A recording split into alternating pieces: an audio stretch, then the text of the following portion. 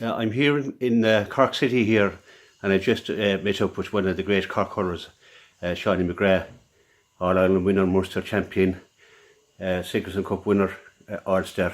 You've won it all, Seanie. Thanks for talking to me first of all, and thanks for having me here in your lovely home. No problem, Nick. Delighted to talk to you. Yeah, we're about a week out now from the Munster final, Sean. That's why I'm here really, to just talk about the Munster Championship. And I suppose you started off in the Munster Championship back in '97, was it? Yeah. That was my debut against Clare in May '97. Yeah. I think you were on the Anthony Daly that day. I was. Well, I started corner forward. I was on Frank Lohan at the start. Oh yeah. And then I came out halfway through the bit of the first half, and most of the second half, out and a half hour then on Daly. So that's a great occasion. Yeah. That was in Limerick, wasn't it? Am I right? It was. It's like the Gaelic grounds. Yeah. And at the right. time, I suppose Clare were the kingpins of not just Munster, but nationally, like they were the top team to beat. Yeah. They probably should have got their own 3 in a row, 95, 96, 97. They were desperately unlucky in 96, but they were the team to beat. And we went in there after kind of having a National League 2 campaign. We played in Division 2 that year. And with respect, we were up against like London and Westmeath and Roscommon in championship or in league games. So it probably wasn't a massive test and lead into a big game against the likes of Clare. So we went in there on viciously in an underdog's tag, I suppose. But we nearly pulled it off. We were unlucky. It was a late goal from Steve McNamara. Pulled it out and we were beaten by 4 points. But it was a great occasion, very fond memories. And I suppose it was a good debut for me. Disappointed to lose, but it was a decent debut. Still a fond memories of the day. Yeah. Fast forward 2 years then, you get a chance to get revenge, 1999. What stands out for me is that goal that you set up for, you flicked it across Jodie and did the rest. Yeah. It was over in a second before we knew about it. Yeah, I suppose that's kind of hurling, isn't it? Sometimes different things happen in games. Maybe in soccer and that there's more of a build-up, but in hurling, things like that can happen. I got a bit of slagging up in the club because Patrick recently did something similar, even though I think Patrick was harder. That's right. Kind of backhanded. Mine was a bit easier. Yeah. He set up a great goal for Connolly Hand. But that's kind of hurling, isn't it? It's kind of a twinkling in an eye, and it's probably why we go to matches to see kind of occasions like that. But that took great skill, and to get to the risks like to be able to do that. And you develop that around Mayfield. I suppose like I'm still just hovering on 11 stone, so I never really put on much weight, and I'm only 5'7", 5'8", I'd say to the wife, but she says 5'7". So obviously playing a physical game like hurling, then you have to have something else to compensate for a lack of physical qualities. So I focus a lot on my skill sets and worked a lot on first touch and that. Never really caught the ball much, so my first touch had to be good. So I suppose, like a flick like that took hours and hours in the training ground. Didn't actually particularly practice that particular flick. Some of these things are just off the cuff a little bit, I suppose. But from my perspective as a player, I would have focused a lot. It's a young fella up in Mayfield and narrow streets and narrow laneways, plucking off the ball and trying to get control in confined spaces. And it stood to me then when I got into the inter-county stage. Yeah, you played, of course, with the famous Lynn Rovers in putting on that jersey and knowing the men, of course, Christian being the most famous, but so many famous hurlers have played for Lynn Rovers, one of the best known clubs in the country. Absolutely, Nick. Yeah, one of the best clubs in the country. And when I came in there, I was 15, and whatever way the transfer came, I couldn't play that age. I had to play a year above me, under 16. And I remember my first game was under 16B football game, but what we called the godfather of Glen Rovers, which would have been Dave O'Brien. He was a famous Glen man, and he died after. But he was a great shooter and a mentor to all of us coming up underage, and fellas like Liam Cashman and Bobby O'Connell. Like, I remember those names and those guys, and they wouldn't have been huge players in their own right, but what mentors they were for all Glen players coming through. A lot of underage players would speak very fondly of them, and they kind of fostered that spirit of the Glen in us. We didn't get it as young fellas, but they told the stories. We went to play games against our rivals like Blackrock and Pearshrees, and particularly the Bars. I remember they fostering a great kind of rivalry with the Bars, and great respect now at the same time. And I know I'm involved underage myself, under 16. You try to do the same, and you try to kind of instill in them that we play for a great club, but we also respect other teams. We were down for a long time. It took us a long time to win our county in 2015, and we were lucky to get it back to back. But I always love going up to Glenfield. I love going training on a Tuesday, Thursday night, doing a bit of underage stuff, selected with the seniors. And it's a club that, as I said, it has just a great spirit, and it kind of stays with you for your whole life. Yeah. So you're still very much involved in hurling. Of course, you went on with the great Jimmy Barry Murphy. Went on to be one of his selectors, which must have been a great honour as well. It was, yeah. I suppose like Jimmy was first. He was an idol, then he was a manager. I suppose he became a friend then, and then I ended up working with him in the backroom team. And yeah, there's lots of anecdotes and little things that he does in the dressing room and on the training ground that I try to have, I try to have learned from those. I mean, he was a master player and he was a master manager. And like, sometimes he's underestimated as well. Sometimes it annoys me when they talk about his tactical awareness.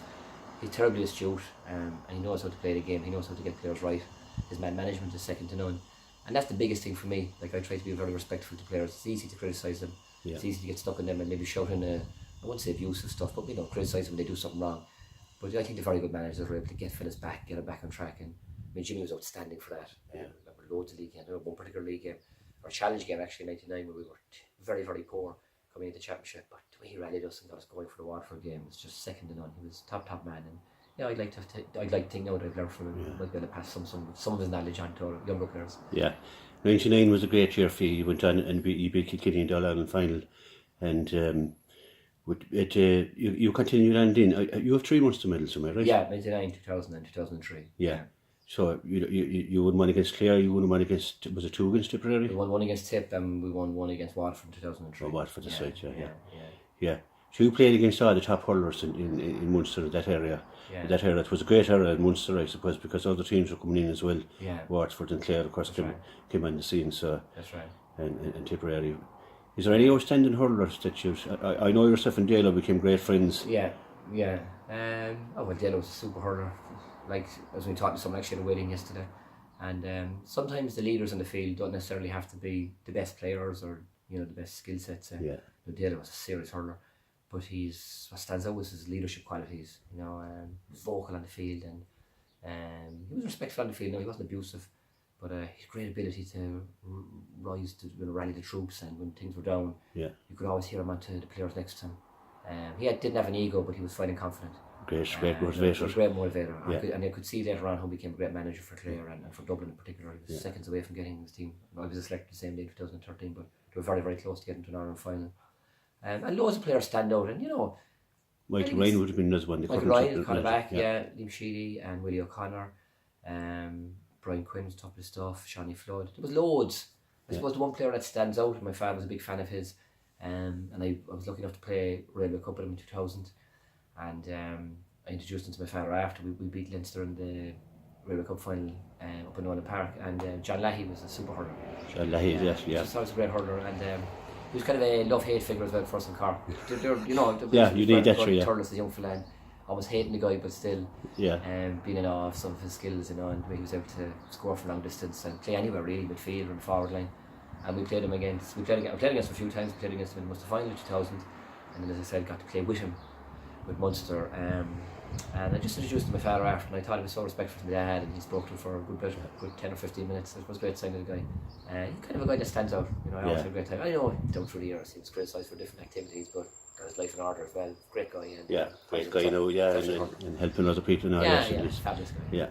Yeah. You mentioned your father Mick there, very passionate Corkman. I know that he must have been immensely proud to see his son winning all these major trophies. He was, and I suppose that stood to me later on, getting into management. I did a bit of punditry as well, I suppose, and I see how sensitive he could be as well. My hobby at the match as a brother, and he might say that Mick ended up having a fight with a fella because someone was criticising me and said that I shouldn't be taken off or he looks useless, and my father getting stuck on him. And I think a lot of fathers are like that, and of course, So I was always very conscious of that as well, particularly in punditry, because I think when you're on the telly or the radio or writing something in the paper, it's easy to criticise, it's easy to say a fella's poor. Every fella goes out to do his best. Some days it happens for a fella, other days it doesn't. I suppose it's a test of a guy if he can go back and respond and play well the next day. So I try to be as encouraging as I can, and I just put myself in the shoes of, as a parent now myself as well. It's not nice to hear that criticism. But for all that, you're right. Like my father was very proud and told me out plenty of times how proud he was. And I think just going broader, again, I was at a family wedding yesterday, met my cousins and a couple of my uncles at it, and they still talk about the matches, and I know that they're very proud of me. So I'm happy that I gave them that type of pride, and Cork hurling is huge in our family. So the fact that I got to wear a jersey was a big thrill, as much for me as for them. Yeah, of course it was. We could forgive you maybe just about for that goal that you set up for Joe Dean. But then you come up and you stole the Rose of Clare. I'm giving her back sometimes, to be honest. I met Niamh in college. It was James O'Connor, the connection there, I think. It would be his sister Sheila. So she's a lovely girl. She's mad about. We're still great friends, and Niamh and herself are great pals, and we get tennis as much as we can. Me and father passed away in 2002, so me and his mother's loving Tuller Road all the time, so we try and get up at least once a month, if not more regular. So you have a great connection with Clare, both as a hurler and in your life as well, of course. Yeah, I'm very fond of the county.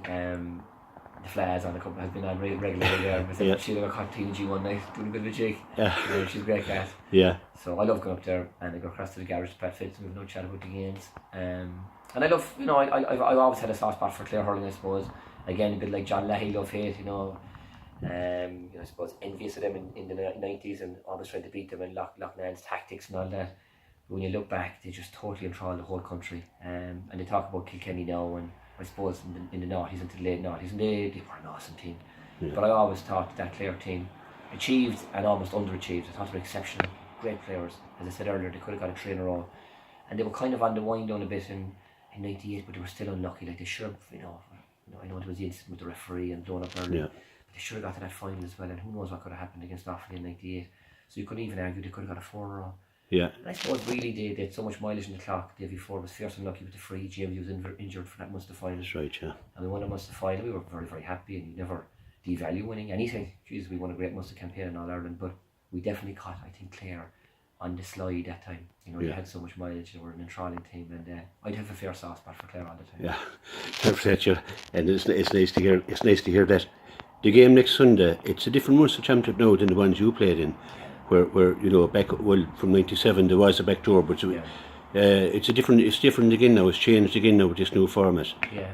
Would you be a fan of this new format, given that we've had some great games? All right. Oh yeah, I'd be a huge fan. I suppose you learn from everything. In fairness to the GA, tip your hat off, and the concept is super. We've had an unbelievable couple of weeks. The game in Páirc Uí Chaoimh, the Saturday night game against Limerick, was as good a championship game as I've seen anyway. Yeah. Just up and down the field, the intensity, and the whole kind of Saturday night occasion as well. The marquee was on in the background. It was just a marvellous atmosphere there. I suppose the only slight negative is that it's very hard for teams when they have consecutive 3 and 4 games in a row. I think Tip probably is the best example. I don't think they did a game the first weekend, and then they had the 4 in a row. And look, they were jaded by the end. I think they were totally out in there. They were flat out in the Clare game, and it went to a bit of extra time or overtime. I went to the 74th, 75th minute, and they were flat out that time. Their legs were gone, and that's difficult. Like, they are amateur players; they still have work to go. So I suppose employers are being accommodating and allowed them to get the rehab in, but it's still first taxing on the body. Like, we are amateur players, or at least they are. I was an amateur player, and they are now. But I think the concept of it is brilliant. If they can maybe stagger it in a game break, something like that, spread it out a little bit more. But of course, then you've got the club. So I know it's a conundrum, and it's a conundrum that'll take another while to fix. But from an entertainment point of view, like huge hurling fans and even casual hurling fans, I think, on the street will tell you that they really got a kick out of the championship so far. And I think both teams now have had a bit of a break, in the week just gone, and leading into next week now they might be refreshed and recharged. They met Patrick Hogan and a couple of Cork players during the week at the 21 game. Their spirits were good. They were looking forward to it. I felt that they had good rehab in a couple of days after the Waterford game. So eagerly looking forward to it. It'll be an intense game. I think it's a very, very much a 50-50 game, not 60-40. I don't think any team has any advantage. I think they're very evenly matched teams. They've met an awful lot in the last couple of years. Obviously, Cork will be looking to get revenge for 2013 All Ireland. Yeah. And Clare will be trying to get revenge for last year. I think that they didn't do themselves justice in last year's Munster final. They were poor, actually. I was really expecting a lot from them. I think the management have changed tack a little bit. Connacht has been a huge addition. So I think it'll be very much a 50-50 game to play for. Well, to play for a big day above and all this. So one thing about the Munster Championship is the ticket fever has hit Clare now, which last year it wasn't. As it was a small crowd, in fairness to be honest. But no, I suppose a lot is the way the championship went. Everybody wants to be involved now. Everybody wants to get to that match, that Munster final. Yeah, it was surprising, Nick. The last couple of years, the sort of Clare roar, the Clare fanaticism that was going to teams that I remember in the 90s, but they came in their thousands. That seemed to have slipped for a number of years. And last year was appalling, to be honest. As a Clare man, I would have been very disappointed with the attendance. We were shocked, to be honest, as Cork man.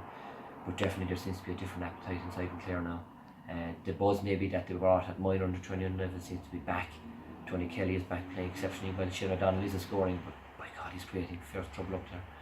And Peter Duggan and John Conlon are just like men totally. But John Conlon in particular is just like a magnified. Lads, he's on for 100 years if he keeps going. He's playing superb stuff. So there's a fierce interest in the team, and that's great because there should be a good even split of red and white, and the the Clare colours the next day, and that'll all add to the atmosphere and the fervour, because last year, even though it still must have found it was very much a one-sided side when it came to the supporter side, you know. Yeah. Every time Clare scored, there was a muted response, and every time Cork scored, you know, the ground started to thunder. So hopefully now the next day, well, it sounds like it from the ticket sale so far, it'll be like the game, the attendance could be very much a 50-50 as well. A big Munster final. Do you think there's a good enough prize to get into the semi-final for the two teams? Oh, absolutely. Jesus, definitely. I think it's a title anyway, number one. But apart from that as well, you want to win in All Ireland playing as least games as you can, to be honest. You know, the games are taking a toll on your body, and you go through a more difficult path if you lose, and you go into quarter-final stuff, and you're probably going into the, you know, you might be playing against Kilkenny or whatever, you know, you might get a side of the draw you don't want to get. Whereas if you go to the direct route, you might get a slightly weaker team, and you might find yourself maybe getting there and avoiding maybe Galway if Galway do beat Kilkenny. And not looking into any crystal ball, Kilkenny could catch Galway, but at the moment it's odds on. It looks like it's going to be Galway all the way. So, you know, definitely go the direct route. Play as least games as possible. Get your Munster final win. Get your semi-final if you're good enough. Get your final. Yeah. One final question, Seanie. Will yourself and Niamh be sitting in opposite stands? Well, I do remember one occasion one particular point in the game last year. I think it was a 9 and we're all shouting and roaring, and obviously with a bit of Glen involvement, so every time my fellas came near, I was roaring.